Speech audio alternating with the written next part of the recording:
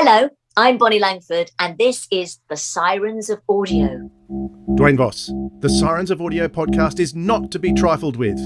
I think I am quite capable of handling the technology. I sincerely doubt that. Does it worry you, Dwayne, that with it I will transform my own YouTube channel into a source of unimaginable power? And with that power at my disposal, my channel shall sweep away yours along with its impotent quorum of interviews. My podcast shall become Lord of Fandom. We shall become all powerful, crush the lesser creatives, conquer the socials, unimaginable power, unlimited rice pudding, etc., etc. Do not anger me, Dwayne. I can destroy you and this miserable, insignificant intro sketch. Oh, wonderful. What power, what brilliance. You can wipe out the odd podcast feed, enslave the occasional audience, but it still won't detract from the basic fundamental truth of your own impotence. Careful, Dad. Don't worry. I know what I'm doing.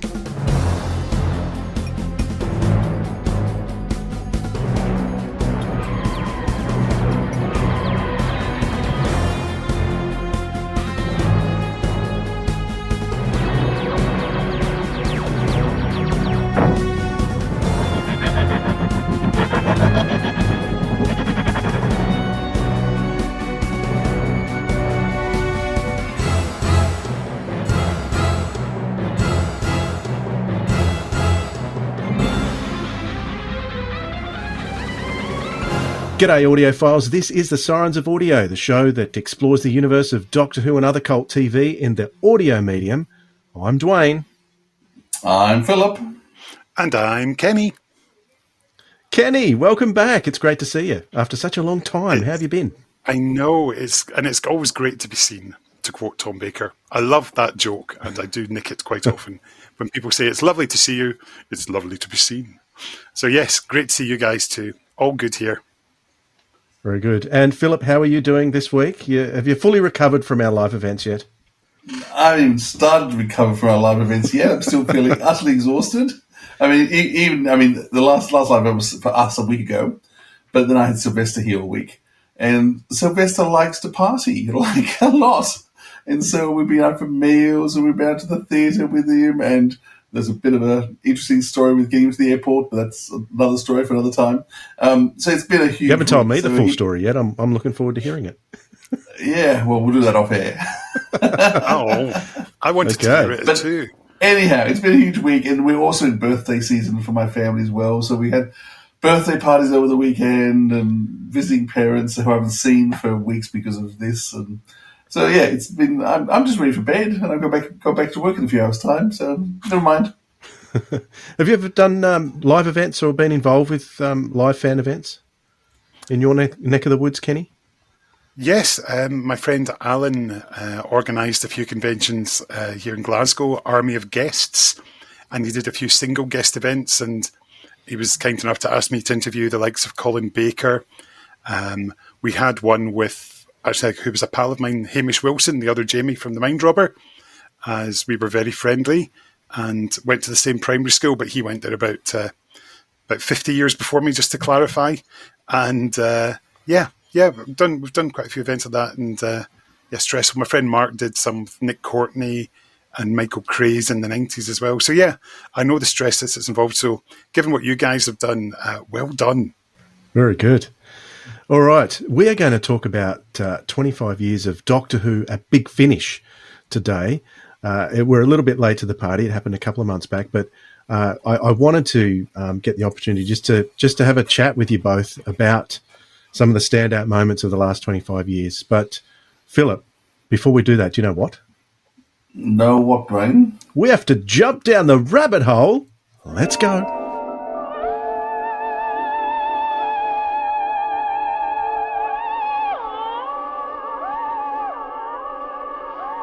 All right, here's a question that I think is important when it comes to Big Finish. Do you think Big Finish, and this question could be bigger than the answer could be much bigger than my question, but do you think Big Finish is in some way responsible for what we got in the television series, Philip? What do you think? I'm throwing it right at you. Why me? Can I go? I've got to give Kenny some time to think about it.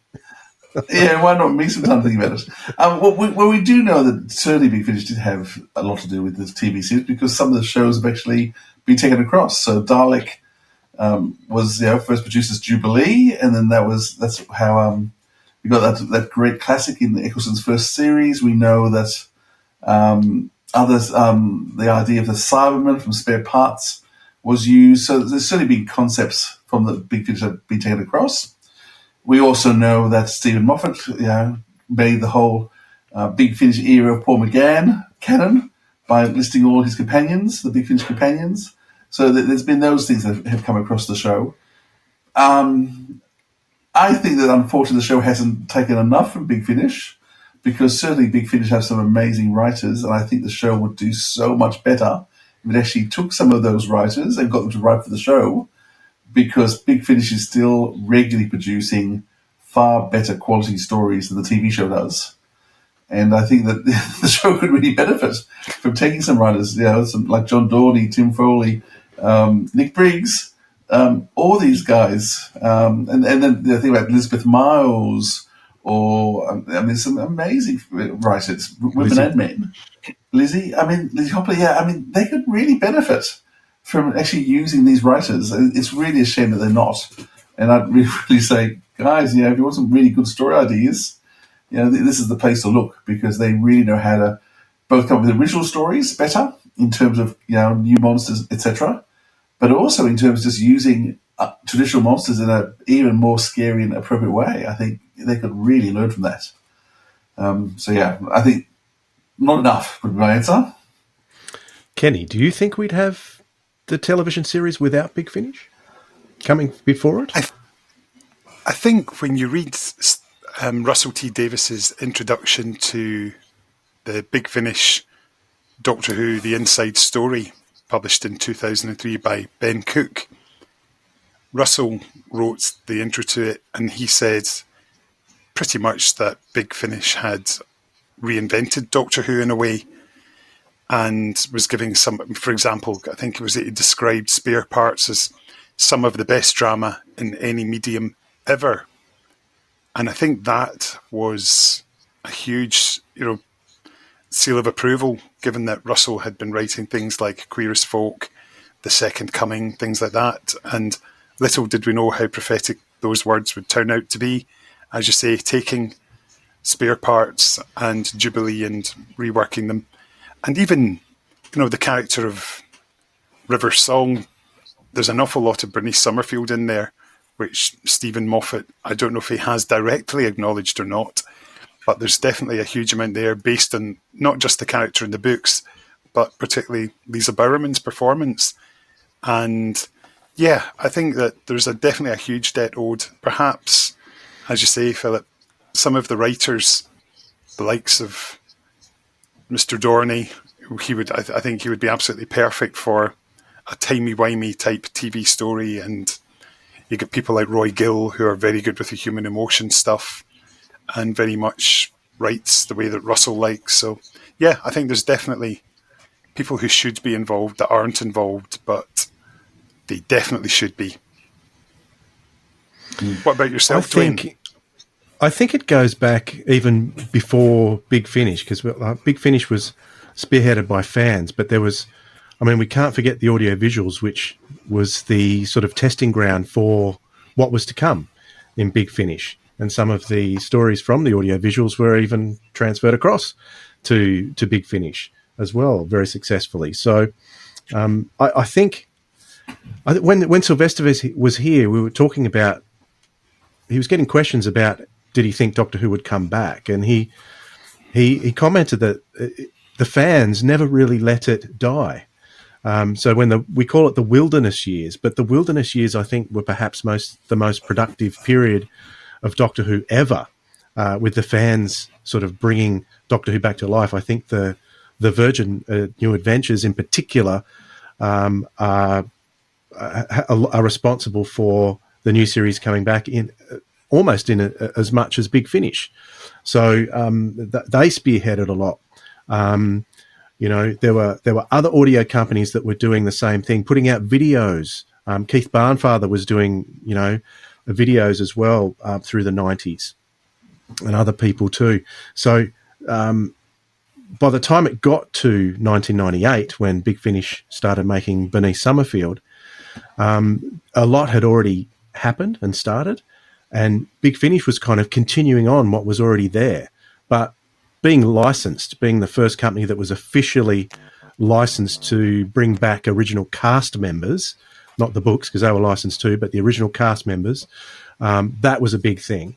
And I think probably the biggest thing of all was to get Paul McGann and have those regular seasons of Doctor Who, those first 2 seasons. Well, no, the first 4 seasons, really, wasn't it, of McGann? What was it, 3? I can't remember. It was 3. No, it was 4 seasons, wasn't it? 4 seasons of McGann before he started becoming intermittent throughout the monthlies and then getting his own box sets.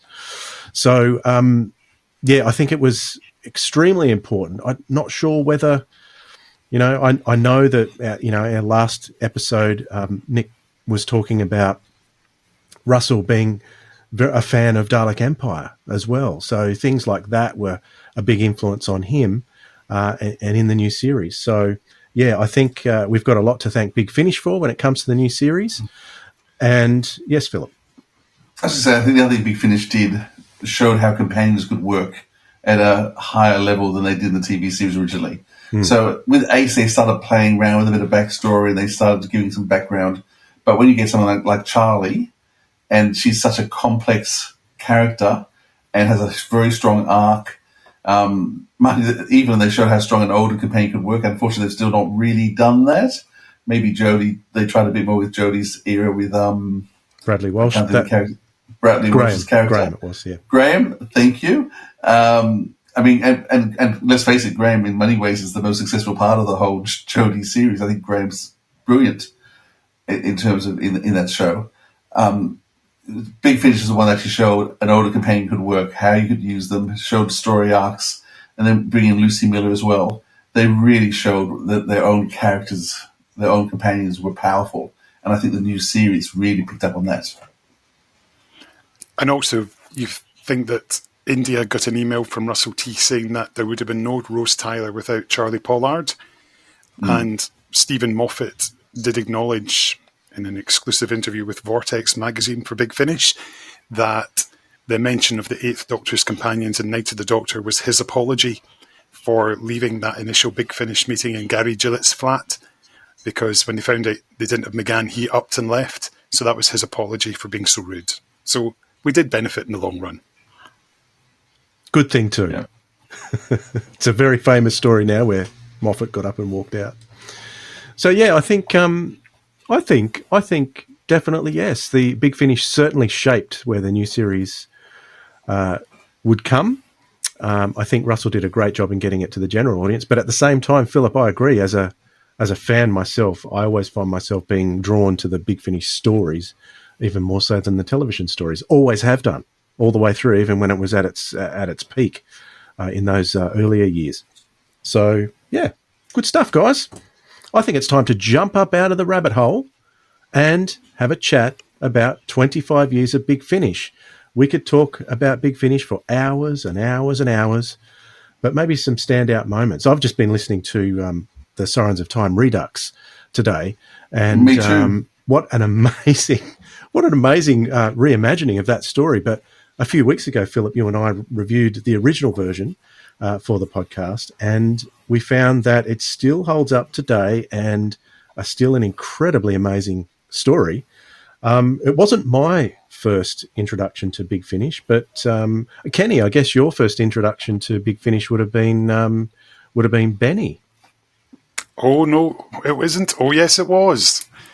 Yeah, that was lame. I apologise. Yes, I'd been there from the word go, as I'd followed the new adventures from Book 1, Time Worm Genesis, all the way up to the end with Benny. I'd been buying them. I mean, the first new adventure came out 2 days before my 17th birthday in 1991. June the 19th is my birthday. Get it in your diary. Send presents next year. And followed them all the way through. So then when it was announced there was going to be audio versions, I thought, great, need to hear these. And so ordered it after the advert in DWM and was just ordering on a monthly basis. And then I took out a subscription, I think, from once they started Doctor Who with The Fearmonger. And thank goodness they did do that, because it was the template that the BBC needed to hear to give them the confidence to grant the licence for Doctor Who. So thank goodness for that. And they still sound amazing. That's the incredible thing. The sound design hasn't dated. They still sound absolutely on the money. There's not any sort of slightly embarrassing bad sound design or anything like that. Everything from the word go was done properly. Absolutely. Philip, your first taste of Big Finish was The Sirens of Time, wasn't it? That's right. I picked that up from a sci-fi Doctor Who store in Sydney. Saw it on sale, picked it up, bought it, stuck it in my Walkman on the way home in the train, and that was my first experience of Big Finish, and immediately thought, this is fantastic. And I think we went back the following week. I think there was 2 or 3 other issues out at the same time, The Whispers of Terror and Land of Fear and something else was already out, and I sort of bought those up. And then there was nothing for months. And so I had to wait lots of months before more came out, and then started getting them off the Doctor Who Club of Australia when they were getting them in. So regularly getting them in, and then as soon as I could, worked out how I could subscribe to them. So they were just arriving in my workplace once a month. The Vortex Magazine, the monthly magazine, and often other bits and pieces I ordered. And that was always pretty exciting when every day when I was due, I was checking my pigeonhole up in the office every day, just to wait for it to come in, and then as soon as they're grabbing it, and then trying to get through that awful plastic that I had to try and pipe through and cut through. And it was a challenge, wasn't it? It was unbelievable trying to get through the plastic without scratching the case. And but yeah, that's part of the adventure of just to read that, the little 2-page booklet that was inside to see whatever photos they'd taken at the production. Usually all in the same stairwell, black and white little photos that were in the original CD covers. And the Radio Times 4 listings as well. Yes. Across the centre pages. Yeah. So as I've said before, my first experience of Doctor Who on Big Finish was The Chimes of Midnight, and that was because I'd recently got back involved with fandom, and I was around at someone's place, and they had all the CDs there, and I convinced them to lend me a few of them. I think the 3 I can remember are Chimes of Midnight, Sirens of Time, and Lugaroo. And I really loved all of them. But the Chimes of Midnight was my first experience. So I didn't quite have the impact with the Sirens of Time that I probably should have coming in fresh with that one, because I was so blown away by Chimes that, I must have borrowed Storm Warning as well. Must have, because... I would have got into those quickly because I was very excited about the return of the 8th Doctor. That was a very exciting time. So that was what I was diving into. And, of course, Kenny, you're being an 8th Doctor aficionado, that would have been a very exciting time for you. It was indeed. It was ridiculous. I mean, I remember when it was first announced in DWM, I was so excited. And then when the Big Finish website published details, I printed those pages out with the production details, production codes. I've still got them in a folder in my loft, like a program guide. And I started compiling them, like for the first 3 or 4 McGann seasons, effectively into a program guide, like the old John Mark Lefoussier book, which was, it was ridiculously exciting. It felt like something new was happening again. The TV movie had been exciting. Sadly, it didn't go where we hoped it would. And then, lo and behold, here he is. It's hard to put into words, having the current Doctor is there on audio, and it's there before your ears, which I think a lot of fans probably won't get today. You really had to, it sounds awful like Woodstock, you really had to be there. Absolutely. Yeah. Well, can I give my 8th? I'd like to talk 8th Doctor too, because 8th Doctor was one of those major moments for me as well, because suddenly felt like the series was the new series. So I was loving all the stories of the first 3 Doctors, Doctors 5, 6, 7, and they were all great stories, really enjoying them, but it just felt like nostalgia. When it was announced that the 8th Doctor was coming to do a series of 4 stories, that felt like brand new Who. And by that stage, I was now getting them in the mail, and I was actually living in Melbourne when it was Melbourne the second series. But I remember getting that first series come through the mail and being so excited. And Storm Warning just blew me away. The Cyberman story, Orion, was just amazing as well. It's all four. I love them for different reasons, and they're so different. But Paul McGann was exceptional, and Charlie I fell in love with. And I'm still in love with Charlie. And yeah, it's just that voice and the character and what they did, and it blew me away like nothing else. And that to me was Doctor Who, and Doctor Who was back. But yeah, as much as Chris Eccleston was. Kenny? Yeah, I mean, I was so enthused by that first season. That got me back doing fanzines again. So I did the McGanzine, and that involved, getting the phone book for Edinburgh and tracking down Alan W. Lear so I could speak to him for the fanzine. And I phoned everyone with the surname Lear in the phone book back in the days when you'd phone books. So this is 2001. And eventually I got hold of him, and yeah, but it was what you did back in the days because you wanted to know more, and did it all off my own back. I didn't ask for Big Finish official permission. I knew people like Gary, and he put me in touch with Nick. I found Paul Mars online. I phoned Alan Barnes at DWM in the office just to chat about Storm Warning, and and then got India via her agent, and we became very friendly because I'm 3 months older than her.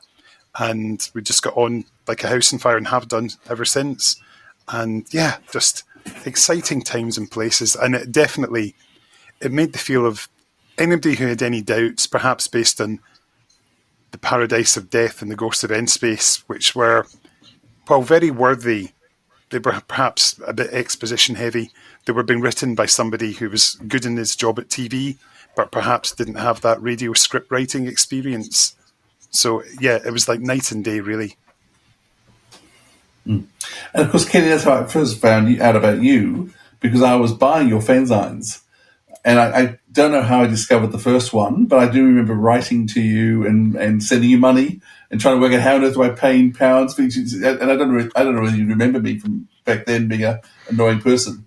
But what those fanzines that you wrote had so much detail, and I was loving the background stuff. And so a part of how I fell in love with all the background of Big Finish material was because of your fanzines and your interviews and what you were doing with the background stuff. And I still have them all. I still have all your fanzines. They're actually up in all my Big Finish CDs, my hard copy CDs. All your fanzines are still up there because they're, in terms of as a resource for background information, they're brilliant. And yeah, that's how I am. Yeah, so you probably I don't know if you remember sending them out to Australia or not. I remember sending, names that you do, when people buy them. It's just the way my brain works. I've got a great memory for names and faces. Maybe I don't always put them together at the same time, but I get there eventually. And yeah, I do remember because it was like sending them internationally was really exciting for me. Thinking like, oh, people want to know about this in Australia, in America, Hungary, all these places that you wouldn't expect them to go. And yeah, it was an exciting time, and that's what really sort of spurred me on and brought me to sort of doing what I'm doing now with Vortex and other stuff. So, yeah, it was great, and it was just doing it for the love of it. That was the thing. Didn't make a penny from it. Never wanted to. Podcasts, I don't want to make a penny from them. It's all for fun, and I think that's the important part. If you're having fun, then you're winning. Particularly when you're talking about something you love, as you guys well know.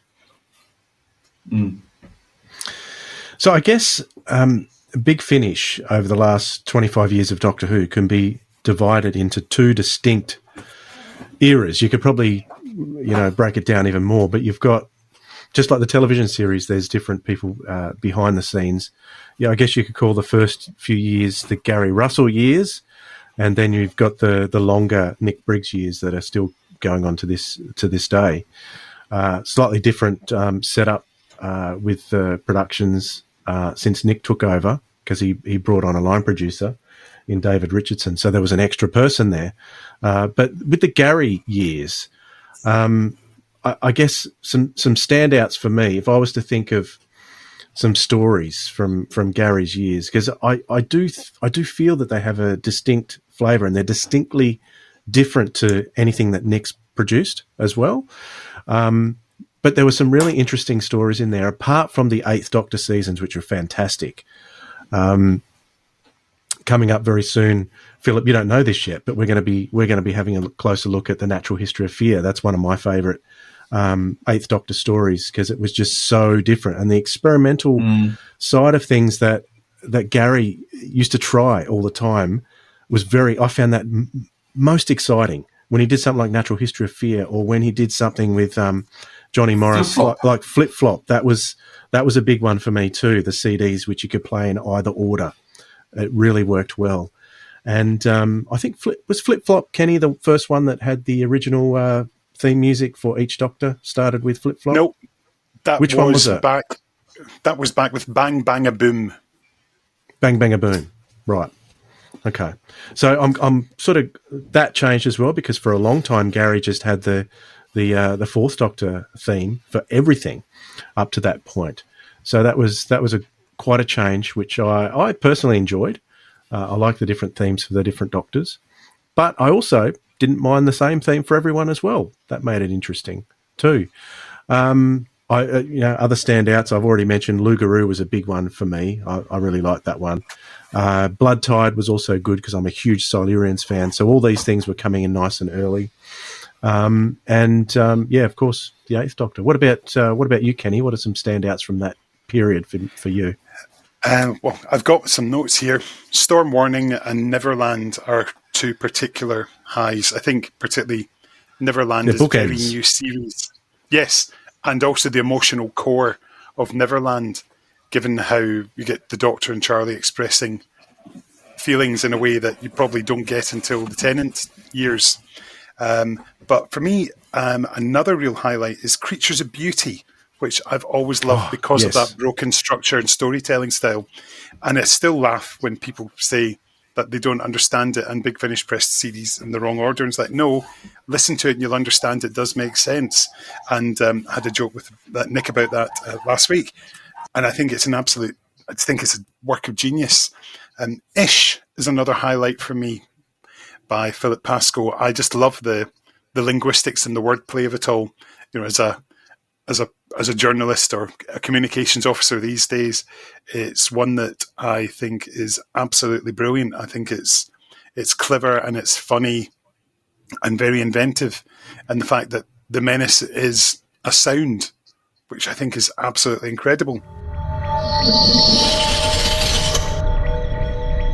New entry. Ish. Hey, this isn't bad. Do we take a wrong turn and end up somewhere interesting? Interesting? A convocation of linguists, lexicologists, and logomaniacs? I keep coming back to the same thing. No. Words have to be out there, in use, meaningful. Words are meant to be spoken. Yeah, but more than that. I reckon words are meant to speak through us. Handy after a few drinks. Or even speak us into existence. Book? The lexicon? Book is its intelligence. An artificial intelligence. What other kind is there? If Osiva didn't write the note, if she died by a hand other than her own, then her killer remains at large. And, I'm willing to bet, still on campus. Book, I'm sorry. We weren't thinking. Weren't thinking? What are you doing in here? Why did you interfere with my work? What makes you think you will get out of here alive? When will violent death ever make sense? Would you please sign my dictionary? But there's one for me that often gets overlooked that I think is an absolute forgotten gem. It's a rather horrific story. Can you guess what it is? Night Thoughts. Night Thoughts. Well done. Yeah, I think that is just one of the absolute Big Finish all-time greats. I think it's one of the scariest stories they've ever done. Yeah, I think it's disturbing, it's creepy, and Edward Young just wrote such a good script. It's so clever.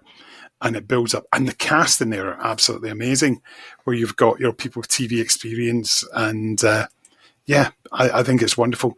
Other wee highlights, I've got a real soft spot for the Juggernauts because I like mechanoids. Who doesn't like a mechanoid? And I think it's a good story. And again, it's got with Davros turning on the charm as Professor Vassal, and Dr. Vassal, because that gives you the Davros anagram. And there's some other gems in there like Faith Stealer, which is so funny. I think it's a really clever comedy script. And then you've got Terra Firma. I know these are Eighth Doctor ones, but it's just ones that sort of leap out at me. And particularly the Villains trilogy as well, with Omega, Davros, and Master, which I think were all cleverly done and really did sort of put the emphasis on the villain being the main character, with the Doctor almost being a guest star. So there's plenty in there to make you smile. And then there's things like The Nowhere Place, another really creepy one, which Nick did with some ideas, I think, from Rob Shearman.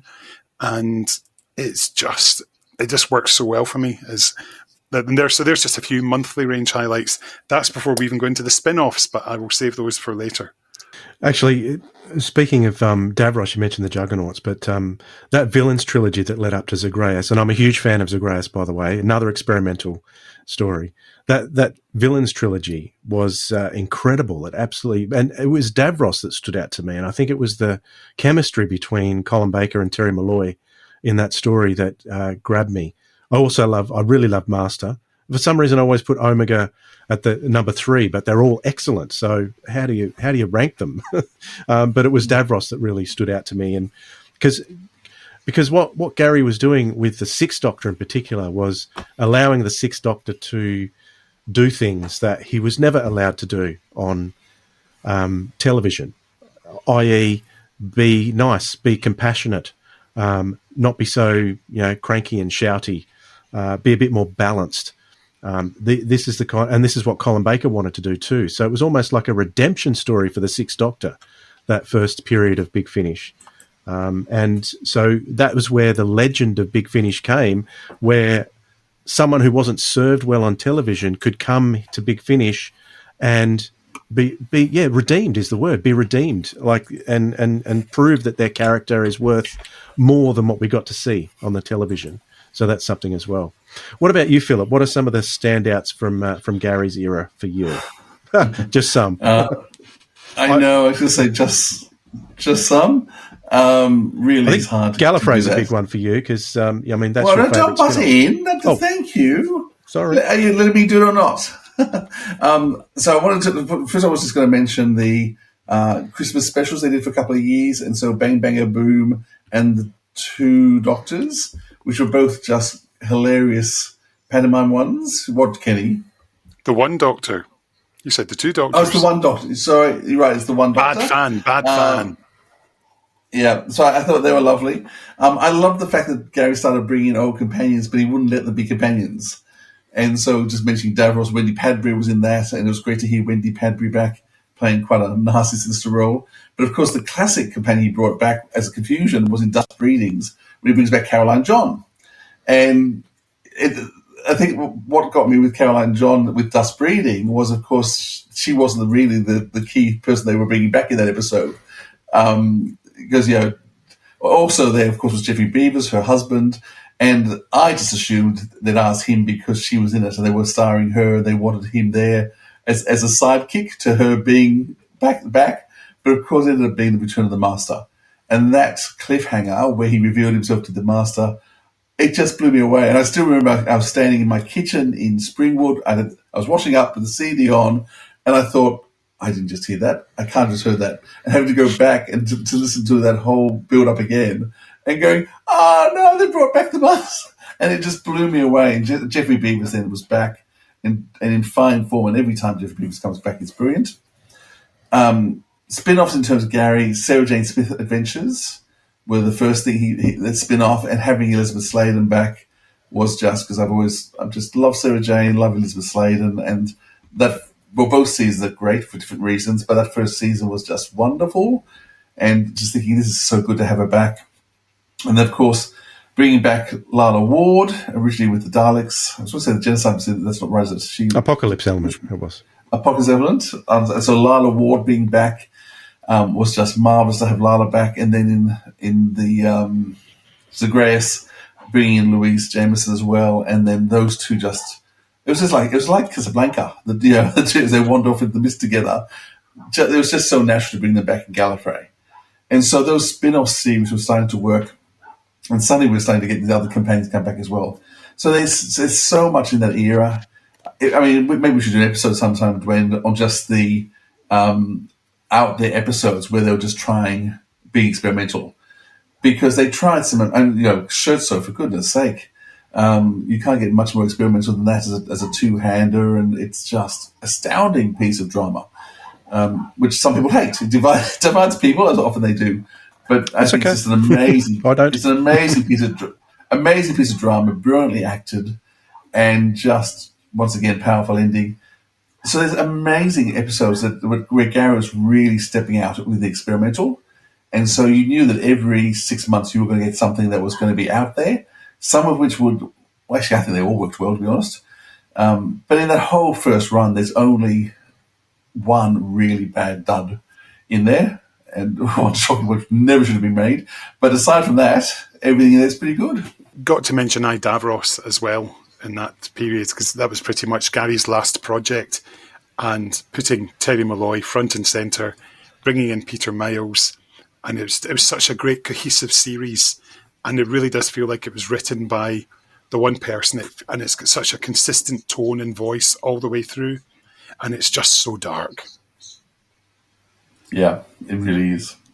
You mentioned, Philip, that Gary didn't like bringing back companions, but the one companion he did bring back during his run was Tegan, and he got Janet Fielding back for an episode to kill her off. It was only ever supposed to be a one-off, but it was great to get Janet Fielding back. He must have been very persuasive back in Whovention in 2003, where he spoke to Janet and got her involved with that project. So, yeah, often when I think of Gary... She could come back because the fifth Doctor was there. He says that Gary wouldn't bring back companions of the first four Doctors. So if there was no Doctor, he didn't want the companions coming back.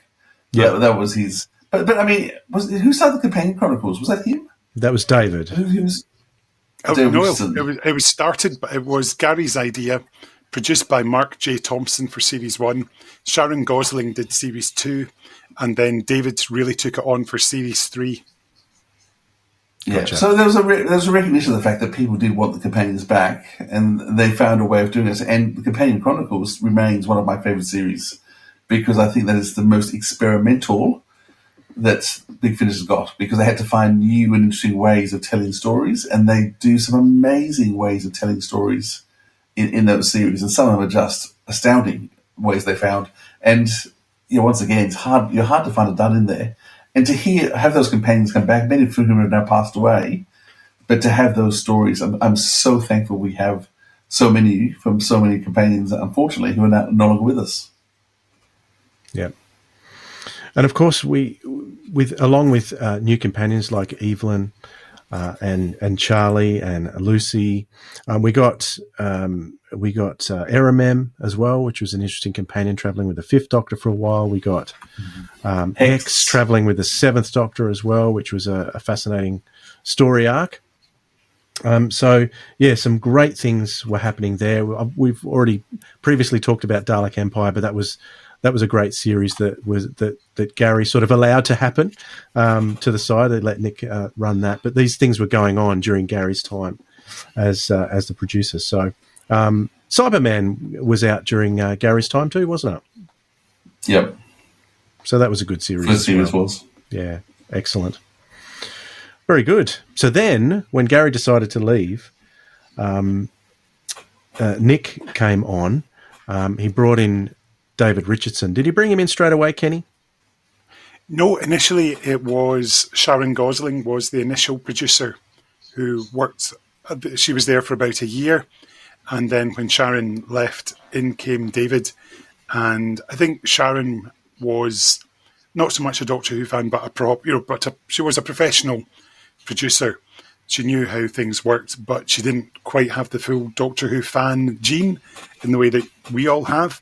So then David came in, and David really took it on and ran with it, as the number of new series that appeared over the next couple of years were just, wow, here we go. And little did we know what we would get. Yeah. And I said before that Lucy came under Gary, but it was actually under Nick that Lucy came, wasn't it? Well, technically, Gary was still the senior producer, but yeah, then Nick went off and did the Eighth Doctor stuff when Gary said no thanks to it. And yeah, Lucy Miller. I've got my little figure. Whoa! I'm just, as I trash my place, I've got my little figurine over there in the corner. I don't lick it every day, just every other day. There were some great things happening in the main range pretty quickly after Nick came on. I don't think the main range never really stopped for me, because it was always an exciting thing. That was the one series that I subscribed to in advance. I used to buy a lot of the CDs sort of one at a time with the other ones. I didn't subscribe so much, but the monthly range was always exciting for me to come. But one spin-off that came along and it was spun off from a companion chronicle called The Mahogany Murderers, was Jago and Lightfoot, my favourite Big Finish spin-off, Doctor Who spin-off. And this was one that just blew me away. And it amazes me that the energy, the chemistry these guys had all the way through, I think, 13 box sets that they had together. And then we got the 14th season in an audiobook format. And yeah, I just love the combination of those two. Talons being one of my all-time favourite stories. It was great to have that. Plus, getting those other characters we had. You had Quick, and you had is it Dr. Betterman that David Warder was playing? You had the Sixth Doctor in there for a while. You had the Sixth Doctor in there for a while. You had Leela. You had the Jeffrey Beavers master. Lisa Bauman had a big role in that. Of course, she had a big production role as well in that. So, yeah, definitely Jago and Lightfoot would probably still be my favourite spin-off series over the last 25 years. Just stacks and stacks, loaded with nostalgia, and just can't get enough.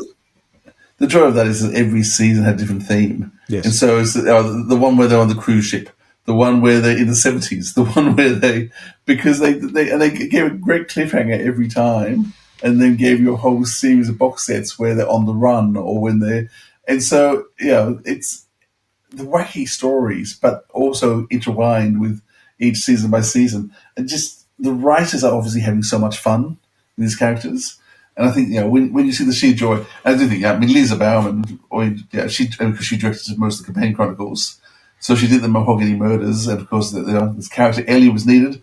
And so she was smart. She stepped in to play the character, and she made sure she had 14 years of work by stepping in and just doing that little bit part of Ellie. And then, of course, Ellie gets a fairly major storyline along the way too, in the story arc, due to the supernatural things that happen in that Victorian England space. What are your thoughts on Jago and Lightfoot, Kenny? I love it. I absolutely love it. Just coincidentally, I restarted listening to Box Set 1 yesterday, which I just held up in my phone a wee second ago there for those of you watching on YouTube. So there you go. There's my Series 1 there. Yeah. And I love it. I love Jago and Lightfoot as characters. And, I got to interview both Trevor and Christopher for Vortex. And Trevor was wonderful. I even gave him a new word because he's such an educated gentleman. And I taught him the word bromance, which he was like, oh, what does that mean? It's like, well, it's like a brotherly romance, like two friends who are very close. And, I love that. I shall have to use that. So that was quite cool. I got to teach a learned gentleman a new phrase, but it's amazing. And I was so sad when I heard that Trevor had passed away. I knew that he'd been kidney dialysis for quite a while. But yeah, it was such a shame because they were all, Ian Atkins was lined up as the new producer to take over from David. He had huge plans for it, but sadly they were not to be. And I still live in hope that one day we'll get Jago and Lightfoot in some form or other. Obviously, we're getting a new audio novel early next year, which is on the way. So, yeah, with the Fourth Doctor and the First Romana. So, yeah, bring That's it right, on. yeah. I love them. Absolutely love them. And it's a series that always makes me smile. Yep. Yeah. And Same here. A lot of credit. And a lot of credit should go to Justin Richards, who was script editor on it, as he was the one working with David, setting the tone and getting all these fantastic settings. So lots of credit to Justin as well. Fantastic. Also, what was happening with the monthly range shortly after Nick took over is they're still experimenting with the format of the monthly range. So they were doing like 3 episode stories with a 1 episode story on the end, which I found quite interesting. That was cool. And then after a little while, they went to the trilogy. So you'd have 3 stories with a doctor, a particular doctor, and then they'd go on to a trilogy of another one. I mean, it didn't strictly happen one after the other, but in most cases it did. And there were some fantastic trilogies. There's one in particular that stood out from the second 100, which I really liked, which I think, is it called the Stockbridge trilogy? I really enjoy that one. There's one in there called Castle of Fear, it stars John Sessions, and it always stood out to me. It is hilarious, and it's perfectly cast as John Sessions. And that's kind of, there'd be stories like that throughout that era that would really stick out to me. Castle of Fear was one of them. Strangely enough, there was another one a bit later on.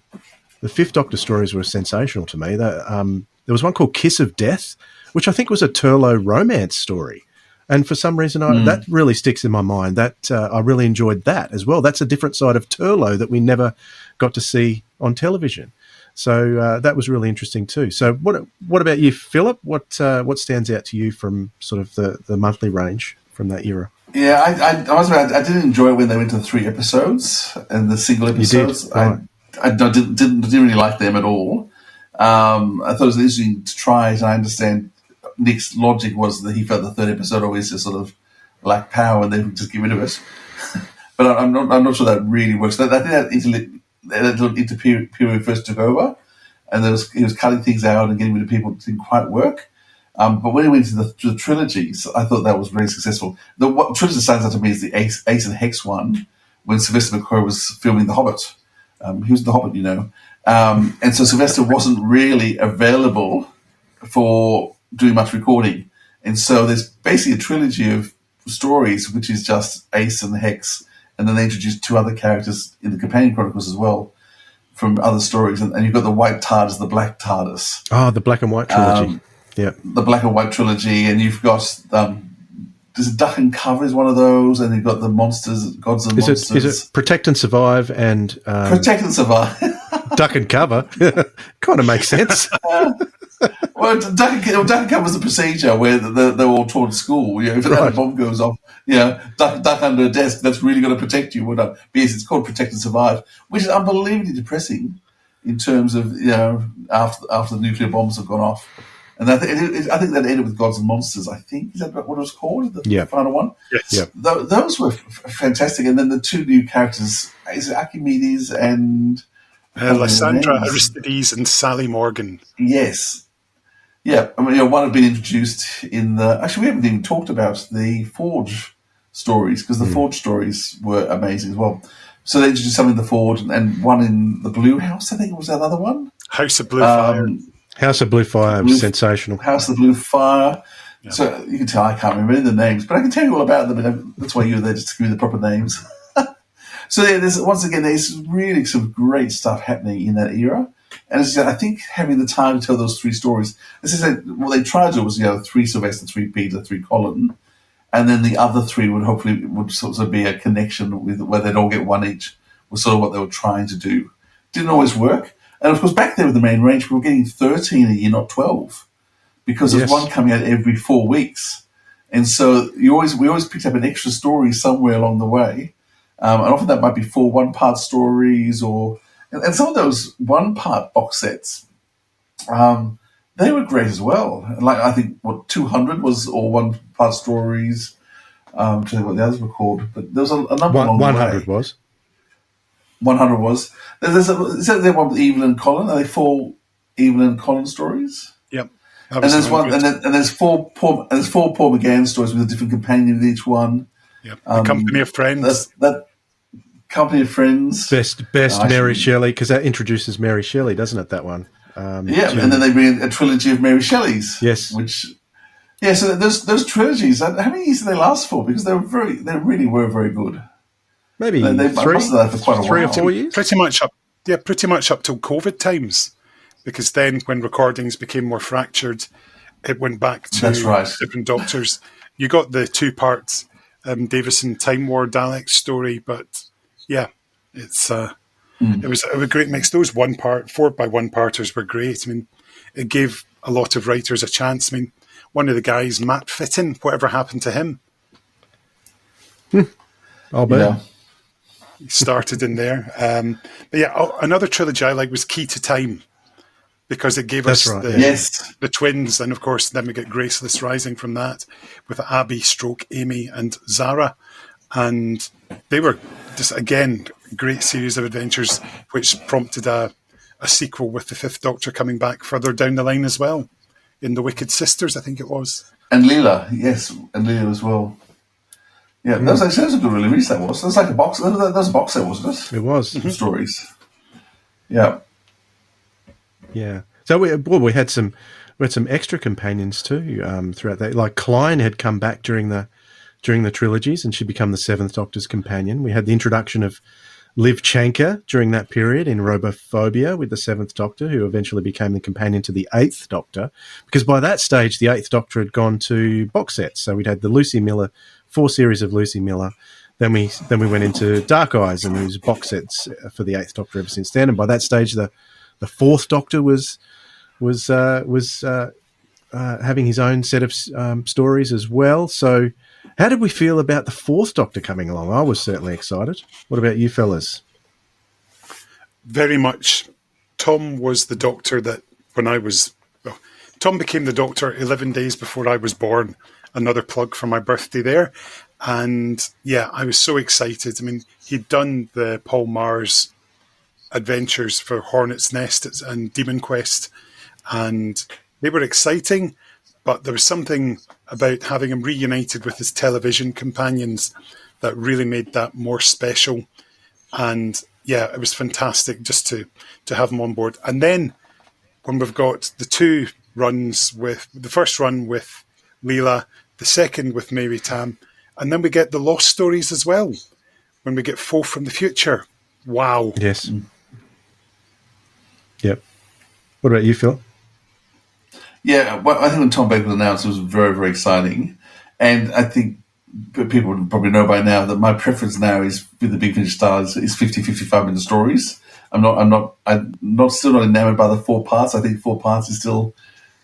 I think Nick Brooks was right. 4 parts doesn't quite work. I don't think 3 parts worked either. I think actually the 1 hour format, which is what they went to with the Lucy Miller, and I think probably what else did they do with Benny? They wrote down a lot of Benny. They were doing it with Jacob Lightfoot. They were all 1 hour episodes. So I think Big Finish have been moving more and more to the 1 hour episodes, and they worked. And so when Tom Baker came back and they were 1 hour episodes, I think they worked because they just had a pace to them and an energy to them. And that first season with Leo, and you've got the Ark in Space, and you've got lots of familiar things, really worked really well. And then the Mary Tam season is still, I think, one of the best Tom Baker seasons yet. It's sad that she was so sick. I think they recorded her. She was actually in bed, so at home. When they did all her recordings, she wasn't well enough to come into the studio. She passed away before anything came out. But she has so much energy, and she's just so amazing. And once again, it's an amazing legacy we have of that season, because it's just some of the funniest shows ever produced.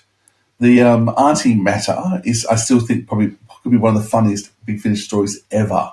Like, I still laugh all the way through that. If I'm feeling a bit down, that's one of the ones I put on. That Bang Bang Bang Boom and The One Doctor are the 3 stories I know will always cheer me up, because they're just crazy and funny, with both one-off lines and funny situations. Doctor Who, The Auntie Matter.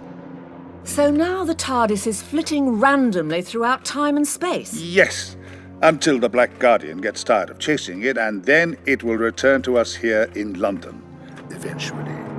Still, it doesn't matter. I was just going to let him know that I was heading down to... where was it again? Basildon Hamble. Yeah. somewhere just outside a village called Bassett-on-Hamble. This is your place? Well, it's my country seat. Bassett Hall, you see. The current owner is my aunt, though she's come over a trifle odd of late.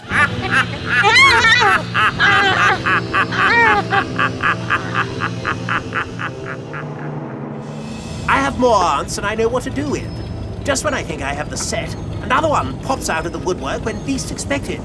They're like mice. The errant doctor. Yes. I was wondering how long it would take until you turned up. Give me a moment and I should be able to set it to overload. I won't pretend to have a clue what you're doing. Auntie, please, you must stop this. The poor fellow will die. That is rather the point, you abysmal goof. That's it. Are you sure? Nothing seems to be...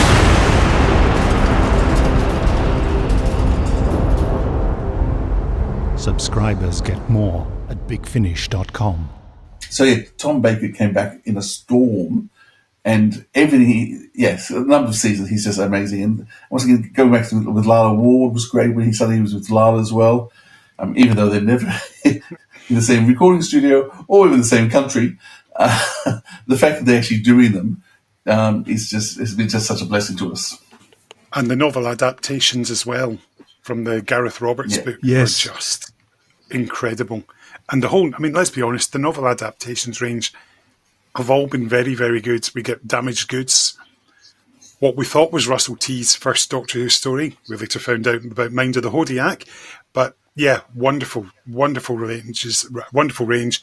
Cold Fusion, another gem in there as well. Yeah, it's very hard to pick out a favourite from the novels range because they've all been so good. It is. And more recently, Goth Opera as well. For me, I think it's Goth Opera. Not just because it's the most recent, but I think it's the best done because it's a 3 CD. Well, Cold Fusion was a 3 CD one too, but sometimes I think the novel adaptations suffer from being packed too much into a CD, and you either miss some or it's too complex. But I think Goth Opera is the perfect balance of that novel on adapted to audio. But that's just me. It's good that they're still going. Yeah, I think Janice, Sarah, and Peter work so well together as well. I think that those threesome. I think once you start adding either Mark Strickson or Matthew Waterhouse in, the teams get just a bit too big, and too many companions. It really is. Yeah, people forget that when the show first started, they needed all those companions because they didn't cut, and you had to go to another scene somewhere, and you needed enough characters to be able to keep moving scenes without cutting. Nowadays, because it's single camera, you don't need the companions. Just you don't need a whole TARDIS full of people. It's too hard to write them all and make them all relevant and give them all enough lines to do. Something we do need are more season 21 stories with Tegan and Turlough. No Chameleon, just Tegan and Turlough, please. The other coming back, new Doctor, of course, was when David Tennant. They got him back, and that must have been. You must have read my mind then. Sorry. Keep in mind that Big Finish had David Tennant long before he was even cast as the Doctor. So he was in several stories. He was in several monthly stories. He was in Colditz. He was in Dalek Empire. He was in Medicinal Purposes. Anything else that I could think? He was in Unit. He was in the original. He was in the original Unit. That's right. As well. People forget he was in Cyberman. He was also in the Unbound, second Unbound, wasn't he? Yep, Sympathy for the Devil. But don't forget, he literally phoned in his performance for Cyberman Series 1, Episode 1, because he was a spaceship commander pilot that comes under attack, and he phoned it and left the performance on Nick's voicemail, which Nick then copied onto digital format. But there was something wrong with it, so Nick had to direct him and tell him, give us more panic. And this was after he'd been cast as the Doctor, so that's quite good. I like that. It's a little bit of trivia. People forget he is in Cyberman 1. So, yes, of course, when the 10th Doctor was announced, that wasn't quite the first taste Big Finish had of new series characters, because, of course, I think it was Unit was the first one, wasn't it? The new series of Unit. But the 10th Doctor was a huge coup for Big Finish. And those first... Well, all of his stories are excellent, and he carries that same energy from the television show across to Big Finish, and it just shines through. Him and Catherine Tate on audio, it's just like takes you right back. I mean, I know, Philip, that's your favourite season 4, and you must have just loved that first set that came out. Yeah, and Catherine Tate's crazy, and they write so well for her. The marriage one, where she's married someone, and I forget what it's called. I'm sure you'll know. Death and the Queen. Is that the one? Death of the Queen. Yeah, that'd be it. I mean, that's hilarious as well. And she's really the central character and gets to do all this stuff, and the whole crazy royal family that hidden away country in Europe. I mean, it's mad as, but it's just so them. And even how the 10th Doctor turns up. And the creeping death is wonderful. Set in London, in the smog, poisonous air, and you get Tennant saying "fumifugium." So that was fantastic to get them to get Billy Piper, Camille Couturi on subsequent episodes, and Bernard Cribbins as well. That was wonderful to get him for 1 or 2 stories. How many did he appear in, Kenny? Was it 1 or 2? Maybe 2 I think it's episodes? 2. Just the one. Was it just one? one? That was one of the boxes. Yeah, so that was nice to get all them together. Were they not, was it all set in like a haunted house, that episode? That's right. They're doing a documentary. Yeah. So that was really cool to get him on Big Finish too. So so we started getting new series. So I've already mentioned Unit. We got Unit, which I really loved, particularly because I'm a huge fan of the Autons, the Nestines. And that first Unit box set featured the Nestines, and an issue that was happening at the time. So it was very current, which is 3D printing. It was all about 3D printing. So that was cool, and I like that Unit combination because Warren Brown was in it too, wasn't he? And he was a good addition to, like, he was never on TV, but when he joined the Unit team on audio, it was a great combination of the three of those, and there was a few others as well. But really enjoyed those. What else did we have around that the War time? Doctor. Of course, John Hurt actually came back. There he is. Very much. Yeah. And a real surprise, given that John Hurt, being a very famous actor, and suddenly was doing Big Finish. Obviously, he was battling his pancreatic cancer, but he still wanted to work, and he still wanted to play the part, and he was brilliant, absolutely brilliant. He was brilliant. Yeah, I need to install those again. I've not listened to them again, and actually, there's so much stuff I need to go back and start listening to again. Yeah. But yeah, the War Doctor stuff was brilliant. Well, speaking of the War Doctor, what we know well now that what led on after John Hurt passed away was that he was recast by an actor called Jonathan Carley, and he does a fantastic job as the War Doctor. But it wasn't the first big recast that we got. The first one we got, I think, Big Finish was sort of testing the waters as far as recasts go. Was it the third Doctor? That first set that came out all those years ago, it's been, 10 or 11 years now since that first set. And they were doing the first set in more like a Companion Chronicles style. So it was not kind of full cast. And at the time, Philip, you weren't really sold on the idea, were you? I didn't bother to listen to it. It wasn't until the third series, and they were doing it. Was it like an Inferno Primoid one? That's right, Primord, yeah, was Primord, the first one. So that was the first time I decided to have a listen because I was curious by that story and went, oh yeah, this is good. So it took me 3 seasons of no, I'm not going to buy these. I'm not going to listen to them. I don't want recasts, and then I was sort of sold. So I mean, and part of it was because Katie Manning was in it. I mean, once again, I think.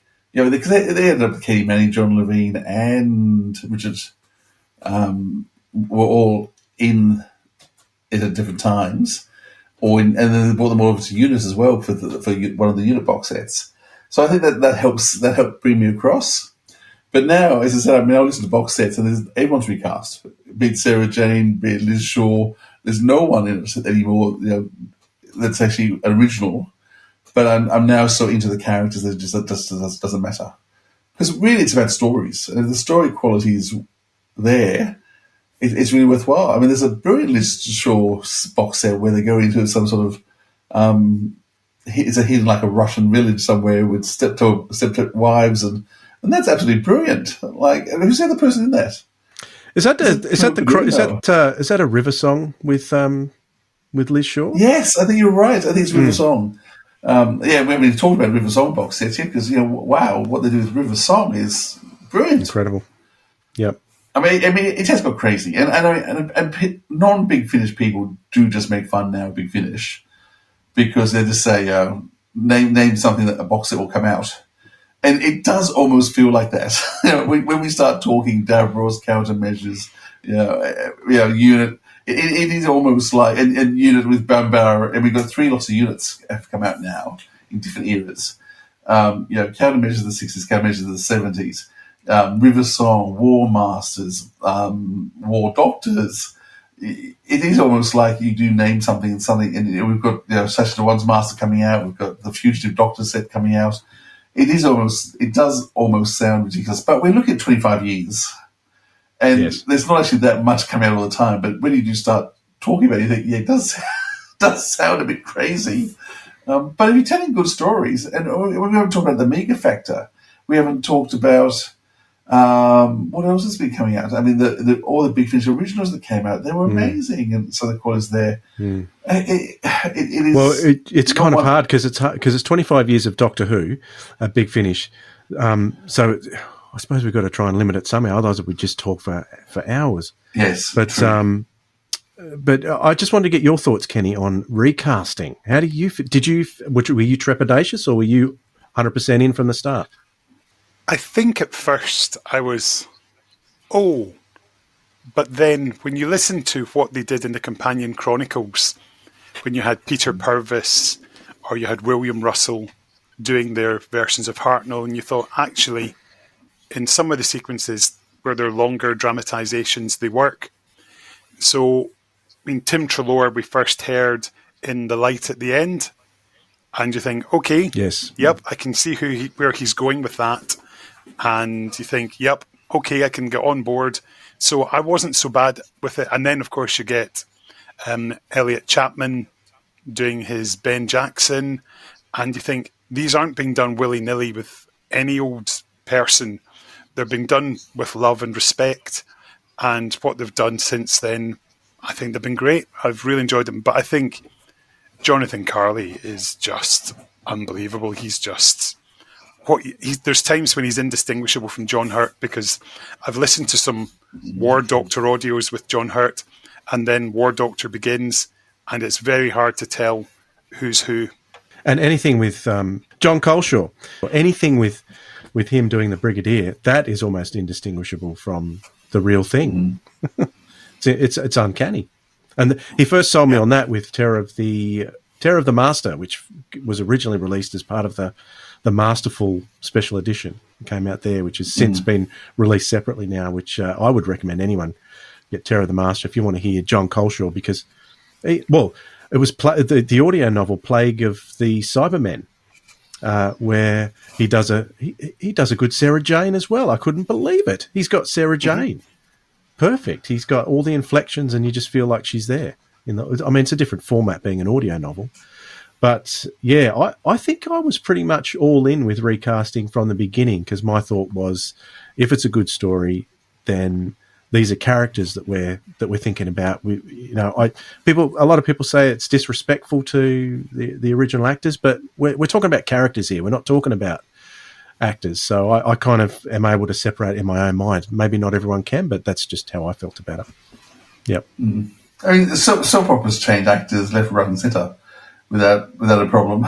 One day they're one actor, the next day they're someone else. No explanation, just changed over. There you go. Yep. Yeah, I have no problems now.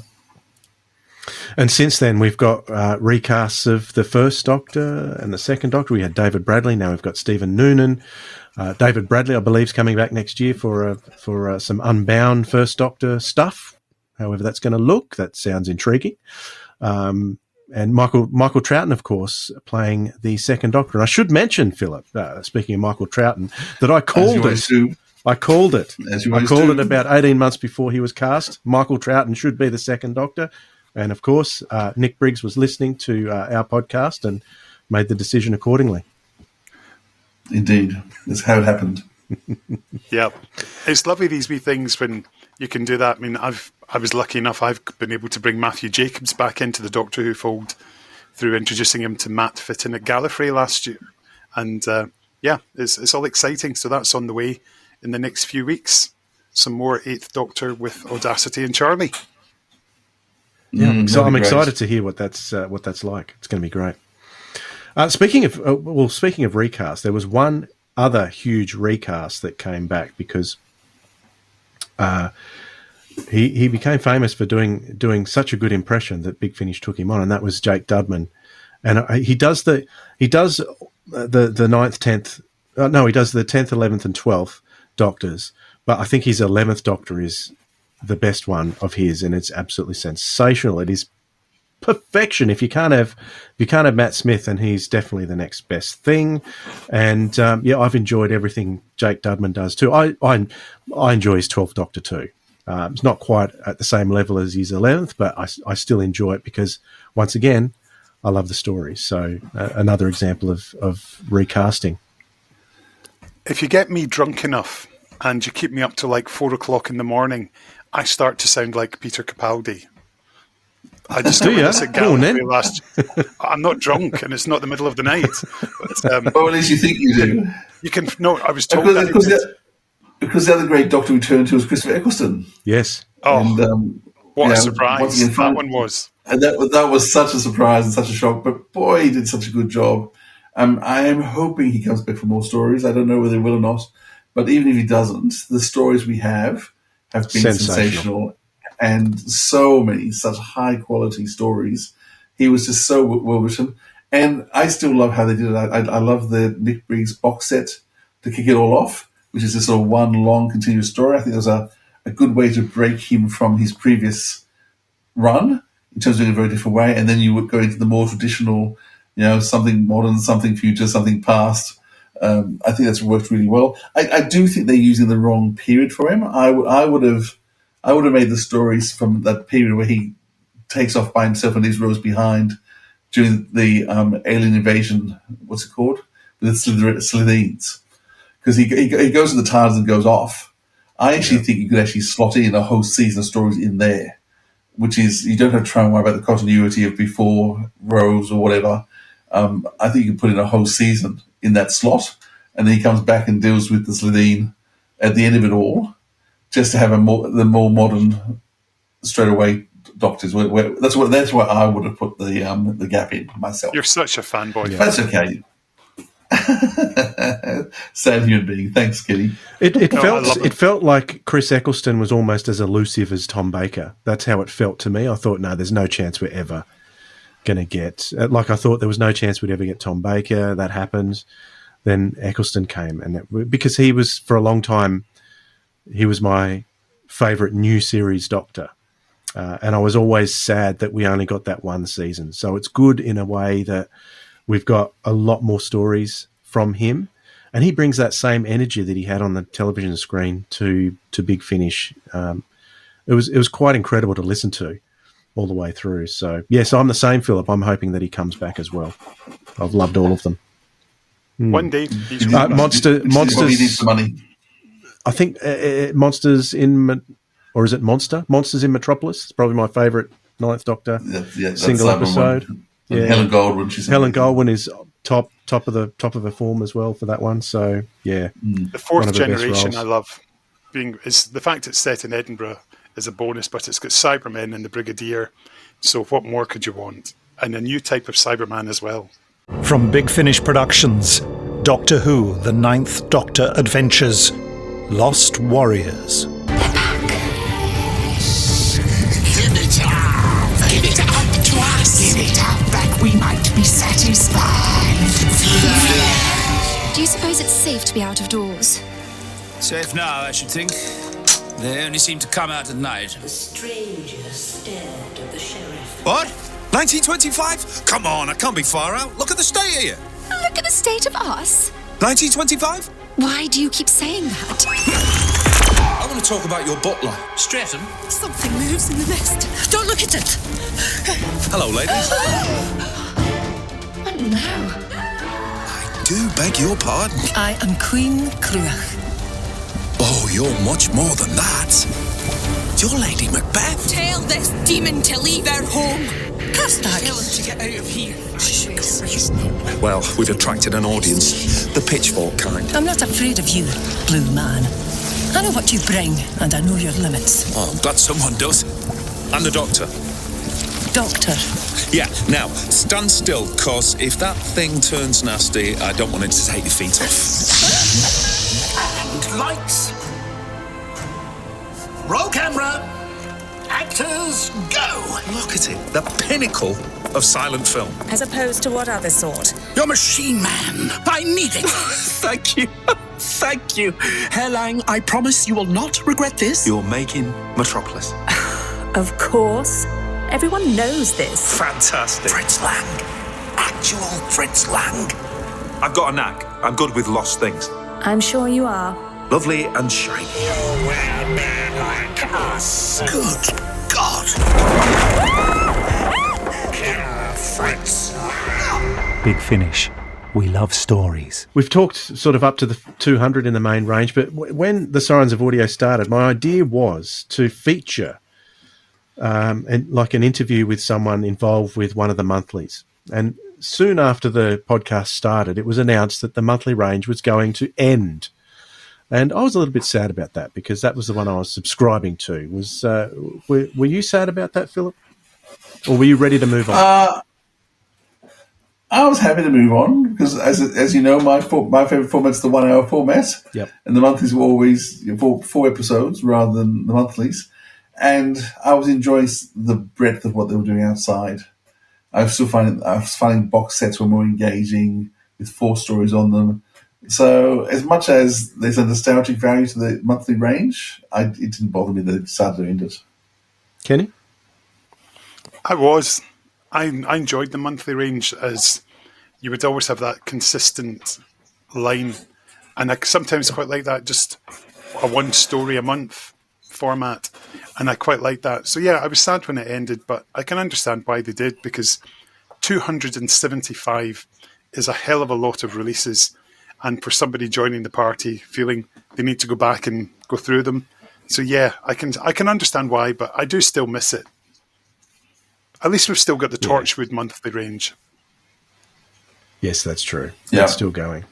Of course, there's a Doctor Who spin-off that we haven't mentioned that was done in a different way. So, the first few stories, we got a lot of John Barrowman. There was a couple of series where we got them all together for a while, but most of that monthly range has just been 1 or 2 characters, and so that in itself is experimental.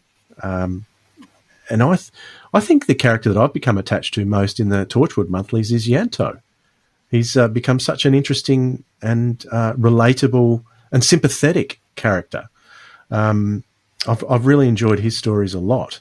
And not to mention, Big Finish has come up with new Torchwood teams and created plenty of those throughout the years, different historical periods. And yeah, it's still going strong. There's been times there, Philip, when you and I have talked, even in the last few years, where the Torchwoods have been the standout stories of the year. Like James Goss, when he was at his peak, I think he was writing stories through lockdown like nobody's business, and they were all top-notch quality. So that's a very good thing about Torchwood. If anyone wants to get into Torchwood, you can be assured that they are always top-notch. Especially the one with the Sontaran in the caravan park is just brilliant. Is that the Great Sontaran War? Yes, brilliant. That's set at Mumble's Caravan Park. Yes. I think that was my favourite story of that year. That was my favourite release of the year that year. It was so good. Yeah. But remember, Dwayne, you will get your biscuits. Yes. I like the cat. Field Marshal Cat. Is that what it's called? So Not Field But Marshal. that listens to Dan Stark, and of course into the Paternoster Gang. Yes. Which is another spin-off, which has been amazing. They've been so many. We went to the War Master, Derek Jacobi, which is still going strong, and there's some amazing stories. So the box set last month scared the life out of me. Those stories, so quite chilling. It's too. Yeah, boy, they've done a lot. It's ridiculous. It really. We're spoiled. I wonder people just go, "Oh no, I'm overwhelmed." I happen to like Lady Christina as well. So anytime her box sets, there's only been 2 of those, isn't there? So, but I really enjoy her as well. Michelle Ryan, lovely. She got a nice little one episode in the 8th of March, wasn't it? Oh, she was in the 8th of March. She was also one of the anniversary ones last year too. With that's right. Kaduru. That's right. Yeah. And the Sixth That was Doctor. excellent. That was excellent. Yeah. They're great together. She was fantastic in Once and Future, and Camille Kaduri is just great as well. And you can never have too much Jackie Tyler. No, you can't. Yeah, she's fantastic. She just has you laughing the whole way through on audio. Yeah. So guys, we've talked a lot about 25 years of audio. Now, if someone we've been there from virtually the beginning, if not the beginning. If someone was coming along today and said, "Oh, where do I start?" Because Doctor Who fans are completists. We like to have everything. So a fan who is a completist might come along and go, "Well, I can't possibly have everything, so I won't get anything." What would you say to convince them otherwise, to just dive in and try some of these? Where would you suggest they start, Kenny? I think the Lucy Miller adventures are always a good jumping on point, because that will then lead you on to the box sets and things like that with Dark Eyes, etc. I think the 10th Doctor box sets are also very easy and accessible, and I would argue that maybe the second Eccleston one would be a good jumping on point, as the first one is perhaps maybe a bit more of a complex story. Yeah. But for those who are looking for something that's a bit easier to follow, perhaps go with the second Eccleston and then go back and do the first one once you understand how Big Finish works. There's obviously standalone releases. If you like the War Master, it's very easy to pick him up. You know who he is and what he does. And you're getting Derek Bloom and Jacobi. I think there's...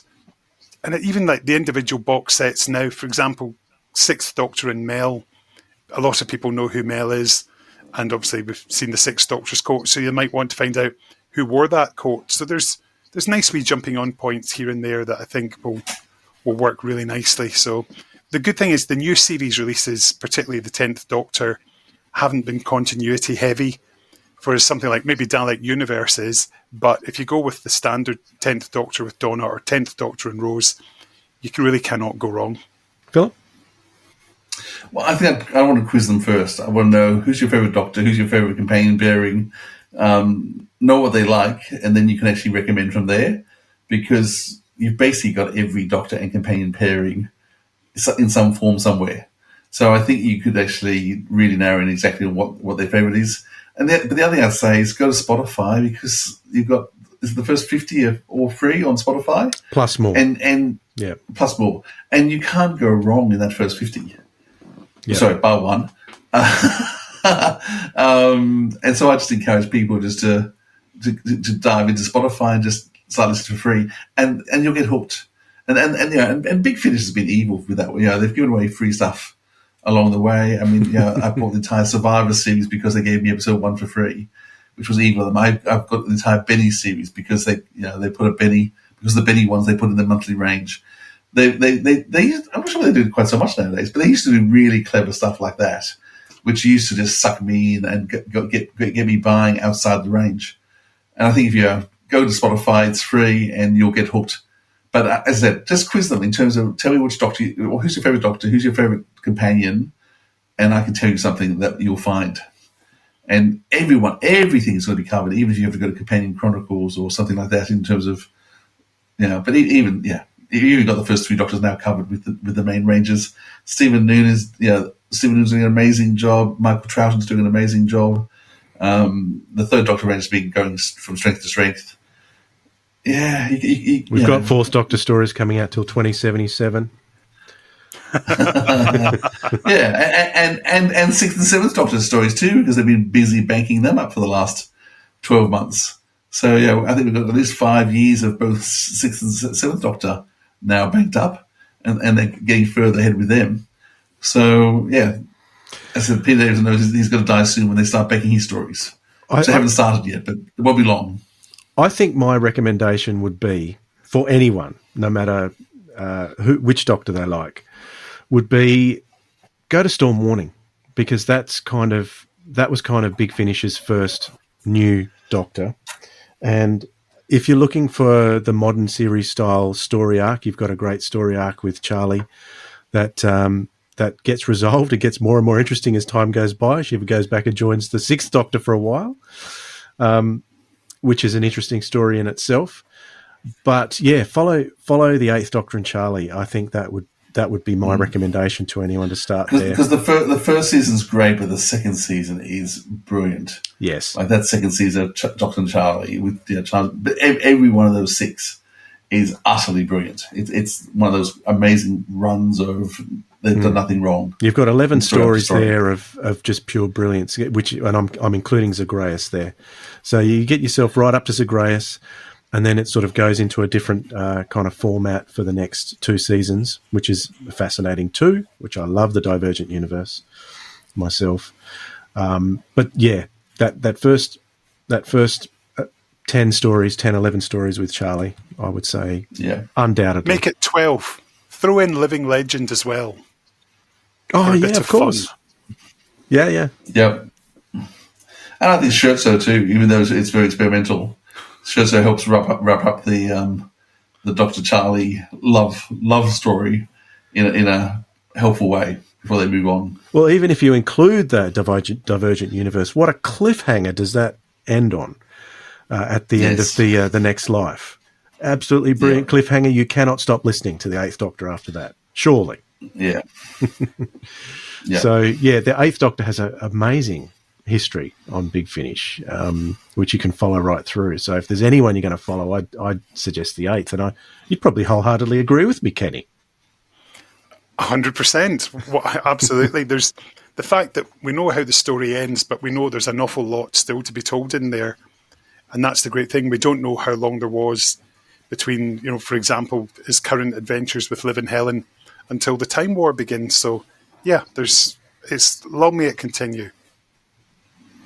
Absolutely. Now, we mentioned robots. What amazing spin-off Robots is. There's another one. Yep. Absolutely brilliant. Was there anything that I missed out of the last 25 years that that you wanted to throw in, Kenny? Oh.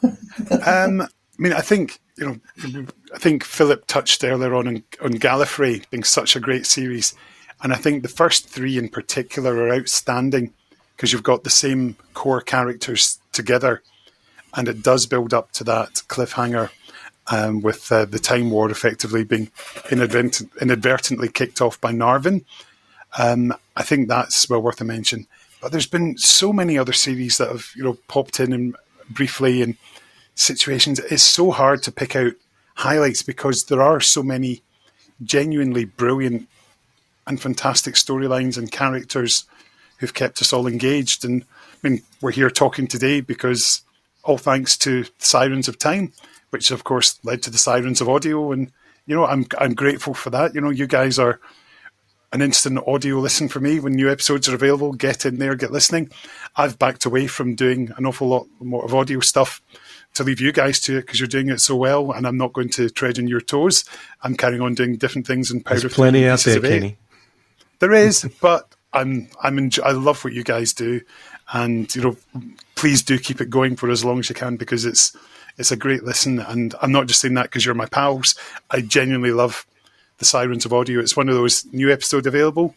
Thank you very much. I know that I'm going to have a good laugh and a good listen.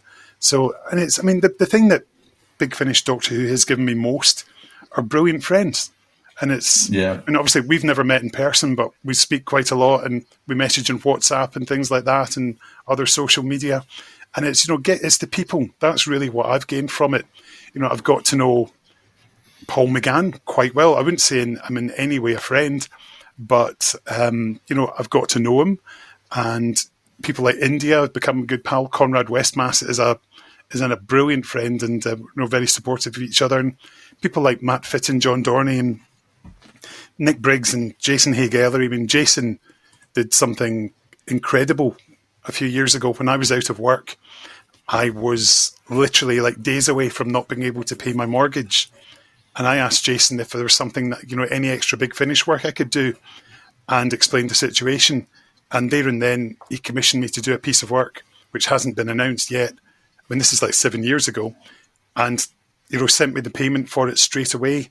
And that's the measure of Big Finish as a company, and Jason Haig-Ellery as a man. And these people they're more than friends. They are like an extended family. So I am hugely grateful to Big Finish and all that they do and have done and are going to do. Yeah. Fantastic. Any final thoughts from you, Philip, on the last 25 years? Just so grateful, so blessed. As Kenny said, the relationships that have been developed because of it, the events that we're now running, which is just, I'm still slightly amazed by, I think it's blown away, and the fact that people keep contacting me and saying they want to come out, just trying to get how much sanity I've got to keep managing that. And it's just the willingness that they are. I mean, Nick Briggs gave up hours a week or two ago for us, just to talk through. And then even after we'd finished, and he had so much to do, he still stayed online so we could keep gossiping about the show we love and the stuff we love for another hour or so. Those sort of moments, and just special moments with people that we're getting to have. The generous guests that come on our program who are prepared to give up their time to talk to us. It just blows me away how supportive people are. And in part it's because they're working for a company that they actually enjoy. And, the pay, I get the impression the pay isn't spectacular, but the environment is, the opportunity to go in and work with people is amazing. And, that people would love it. And, the more we can keep chatting about it, the happier I am. Any last comments, Dwayne? Well, I'd like to know if you fellas would like to get together in another 25 years' time to talk about the 50th anniversary of Big Finish Doctor Who. Does that sound good? I'm not dead. Yeah. I'm absolutely free. I'll keep my diary scheduled clear. We won't be dead. We won't be dead. We'll be there. We'll be old. We may not be podcast. What we'll be doing, because there will be podcasts. There may not be podcasts. There'll be something even more special and technologically wonderful that we'll be doing at that stage. Yeah. We might have our AI avatars doing it for us by then. Who knows? I won't have aged a day. That's right. Yeah, we can de-age ourselves. Yeah, that'd be cool. Yes. I'll even give myself hair, which I can have for. I didn't have. No, I had a little bit left at the start of Big Finish, but not a lot. So, oh well.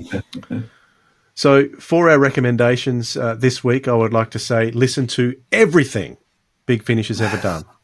There you go. There's my recommendation. No, you got mine. You got mine. It's I'm telling you, you've got to listen to Necromantia just once, just to see what we're talking about. Oh no, don't, please don't. It'll just turn you off. Yeah, listen to some good stuff first. Yeah, just avoid it. It's not worth listening. What a way to end this episode. But everything else is fantastic.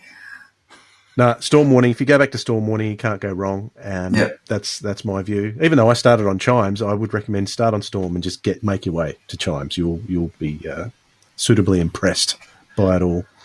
And of course, Kenny, we can find you at the Pieces of Eighth podcast and also the Power of Three podcast. And you're not slowing down on those podcasts, are you? You're pumping them out.